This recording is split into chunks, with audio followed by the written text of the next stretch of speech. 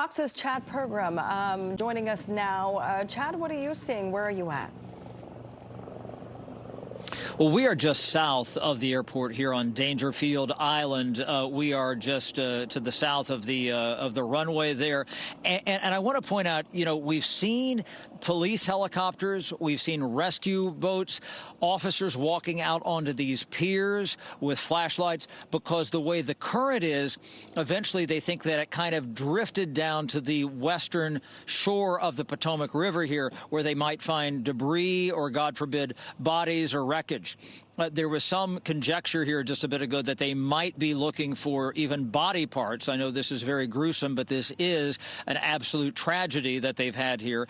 You know, I should point out, in the transportation bill, the FAA bill that they passed in Congress last year, there was a lot of debate about whether or not they should add additional flights to Reagan National Airport. And they put that in. There were some people who were very reluctant to do that because they said this is already a much busier airport than Dulles International Airport. It's not as small. It's a notoriously small runway. And other people said, well, this is good for the economy and so on.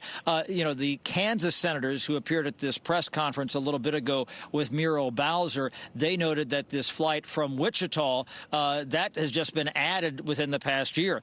And this has been a real test for two new cabinet secretaries just confirmed in the past couple of days by the Senate. Pete Hegseth, the new defense secretary, he put out a statement earlier calling this, quote, absolutely tragic, and prayers for all impacted souls. And then also Sean Duffy, who is the new transportation secretary, he was just confirmed by the Senate yesterday afternoon. But what we've seen over the past couple of hours is they've gotten very close, looking in this region on the western side of the Potomac River, looking for possible debris down here. And again, we're just south of that runway if you're approaching Reagan National Airport from the south. And again, that plane was landing from the south. If you've been on a plane flying into Reagan National, they come in, you fly by Mount Vernon, and then they come up. And we think that they found some of the wreckage of the fuselage in the pier that extends to the south of the runway, because they have those lights that go out into the river to kind of elongate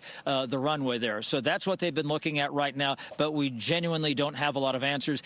And the most striking and perhaps the most tragic thing is they've not told us about survivors. We've not heard ambulances taking people to the airport, and that's why this is such a bad, terrible, dark night here in Washington, D.C. and Northern Virginia. Yeah, guys, it's so dark behind you, Chad. Yeah. You can just kind of get a really good picture as to what they're up against.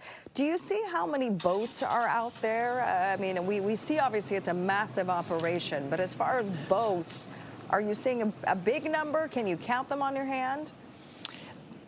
You know, it's been different numbers. We saw 2 or 3 at one point here, and there was another one that came over here. They seem to be focused at that point. There was a fireboat that came by maybe about 45 minutes or an hour ago.